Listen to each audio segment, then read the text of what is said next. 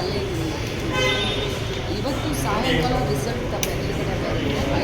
ಐದು ಸೀಟು, ಅದರಲ್ಲಿ ಸ್ಪೆಷಲಿ 5ನೇ ಸೀಟನ್ನು ಖಂಡಿತವಾಗೂ ಕಾಂಗ್ರೆಸ್ ಪಕ್ಷದ ವಿಧಾನ ಪರಿಷತ್ಗೆ ಹೋಗ್ತಾ ಇರುವಂಥ 5 ಸೀಟುಗಳು ಆಗ್ತದೆ.